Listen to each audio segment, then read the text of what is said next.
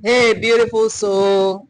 If you found yourself in the grip of narcissistic abuse, whether you've already broken free or you're still trying to find the courage to walk away, this video is for you. Today's message is for you because we are diving deep, not just into the psychological tactics narcissists use to drain you, but also the sacred spiritual consequences of what they take from you, your soul energy.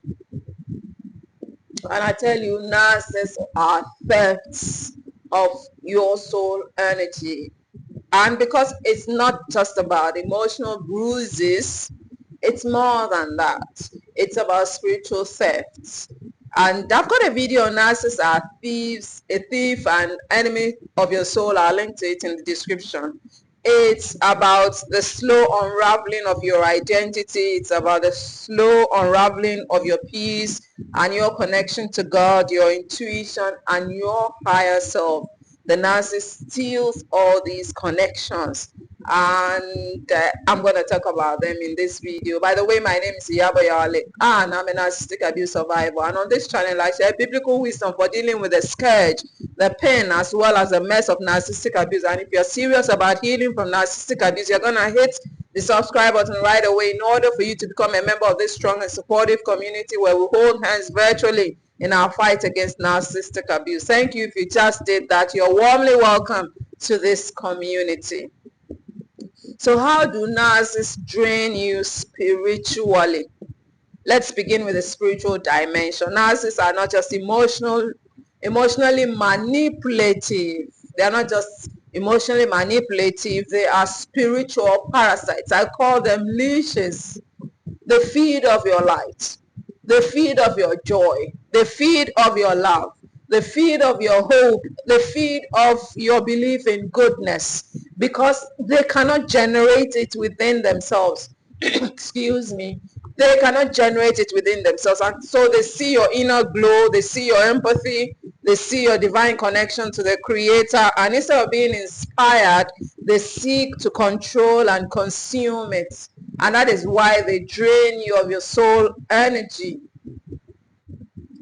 That is the forte of the narcissist. And if you're an empath, EMPATH, a deeply spiritual person or someone with a healing heart, they target you even more intensely. I think you understand why you're a target right now. It's because you're either an empath, a deeply spiritual person, or someone with a healing heart. You become their supply, not just emotionally, but energetically. You give them energy. And so that is why they drain you of your soul energy. And here's how. Let me explain. Here is how. They fragment your sense of peace. So you can't sit still with God or trust your intuition. And so basically they fragment your sense of peace so you can't still sit still with God or trust your intuition. They gaslight you. So you start doubting your own spiritual discernment. That is the second thing they do. The third thing they do is they distract you with constant chaos. So you no longer hear the still small voice that guides you. Also, the fourth thing they do is, and worst of all, they condition you to believe you are the problem. They program you to believe you are the problem, you are to blame for whatever it is that is happening. So you stop seeing yourself as divinely worthy.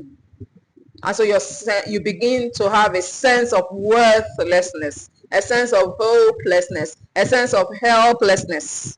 That is soul theft. That is energy vampirism. And it is happening.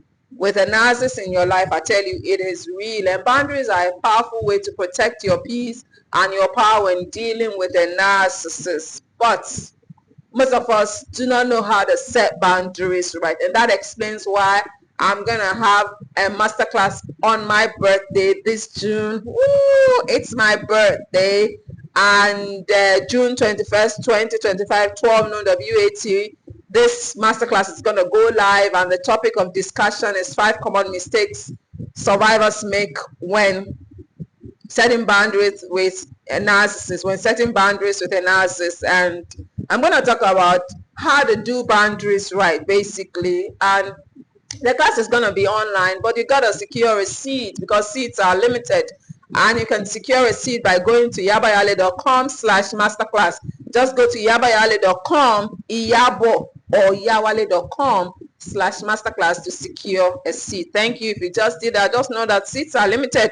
So register for a seat as quick as possible. So what is the psychological manipulation behind the soul drain? Let's now look at the psychological manipulation behind the soul drain. From a psychological point of view, narcissists use tactics like love bombing, when they love bomb you back to back, devaluation, when they abandon and reject you, gaslighting, when they make you doubt your reality, trauma bonding, when you feel like you can't do life without a narcissist, and emotional exhaustion to wear you down. These are all tactics that they use to wear you down. In the beginning, they idealize you. Of course, we all know the beginning is always sweet and you want to stay in that spot, but you rarely ever can stay in that spot, because in that idealization state, they reflect your light back to you. But slowly that changes. You begin to experience the devaluation stage, and every time you speak truth, every time you set a boundary, every time you express a need, you are punished, you are abandoned, you are rejected. They use the silent treatment, they use all sorts. And here's what's dangerous. And here is what's dangerous. Your nervous system becomes wired to walk on eggshells. Your brain adapts to chaos. You become addicted to their crumbs of affection. It's a trauma bond. It's biochemical. But it feels like love. But I tell you, it is not love. And that confusion is what keeps many of us stuck. I know some people are stuck because of the trauma bond, but I tell you, you can overcome it, just like I have overcome it. I'm a living proof that it's possible to overcome the trauma bond. And while you are stuck in this emotional maze, your sense of self begins to erode. Your sense of self begins to erode. You begin to lose yourself. You begin to forget who you were. You begin to forget the things that used to light you up. Psychologically, this process causes what we call emotional dysregulation, whereby you lose control of your emotions. It also causes cognitive dissonance. It also causes identity confusion. It also causes chronic self-doubt and guilt. And basically, you find yourself doubting yourself. You find yourself feeling guilty for everything that is happening, even though you are not the one who is to blame. And all of which slowly separate you from your internal compass. They separate you from your higher self and your sacred soul energy. And so you find that you are not who you used to be. You don't feel like you used to feel. You feel weird. You feel out of place. So what does it feel like to be drained? What does it feel like to be drained? If you've ever felt this, you know what I mean. Excuse me. If you've ever felt this, you know what I mean.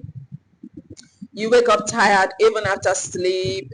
Your creativity disappears. You're no longer creative. Your creative juices dry up. You lose interest in things that used to bring you joy, things that used to bring you happiness. You lose interest in those things. And for me, it was the internet, because browsing the internet used to bring me so much joy. But I lost interest in it at some point in my life.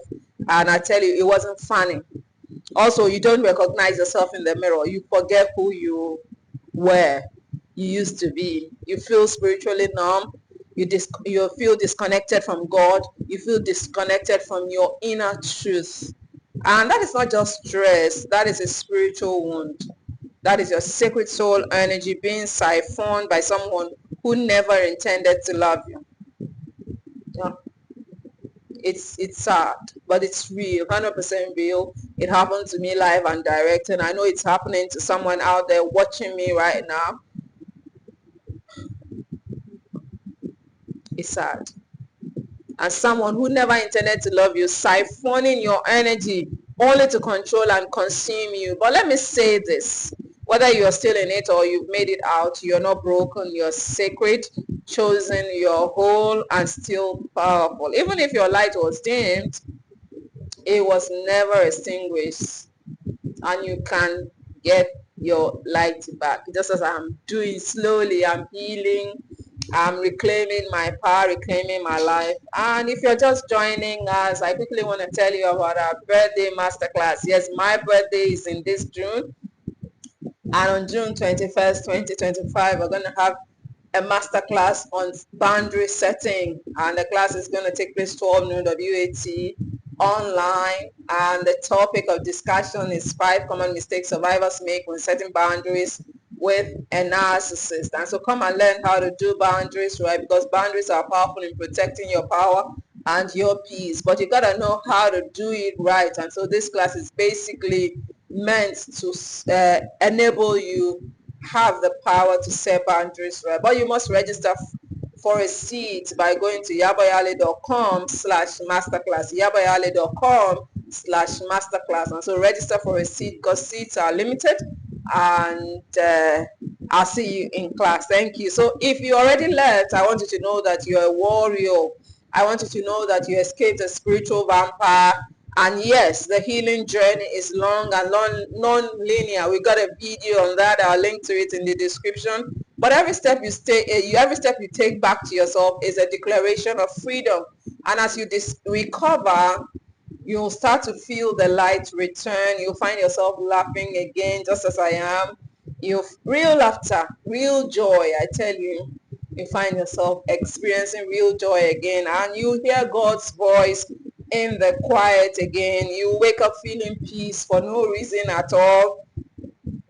And basically, you'll find life returning back to what it used to be before the narcissist attacked. Rebuilding does take time, however, and so be gentle with yourself. Be gentle with yourself. Be patient with yourself. Reconnect with nature. I love nature a lot, especially going to the beach. Journal. Breathe deeply in, hold out. Breathe in, hold out. And also let the Spirit speak to you again, not through fear, but through love. And for those who are still inside that soul suffocating relationship, that soul draining relationship, that spirit breaking relationship, hear me now. You are not crazy. You are not weak. And you are not alone. God is with you. And this community is also in support of you. We are clapping for you as you try to make your way out of the maze. But one thing I want you to know is that you're under spiritual warfare, and that is why it feels so hard to walk away. But here's the truth. The longer you stay, the more disconnected you become from your essence. The more disconnected you become from your God. The more disconnected you become from your real self. And the narcissist isn't going to change. By the way, we've got a video on that as well, and I'll link to it in the description. The apologies are part of the cycle of keeping you stuck. It's not a turning point, and you don't need permission to leave.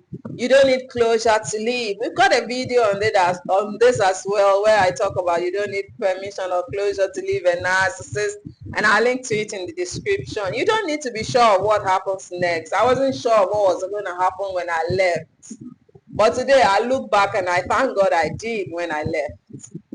And so you don't have to be sure of what happens next. You just need to say enough is enough.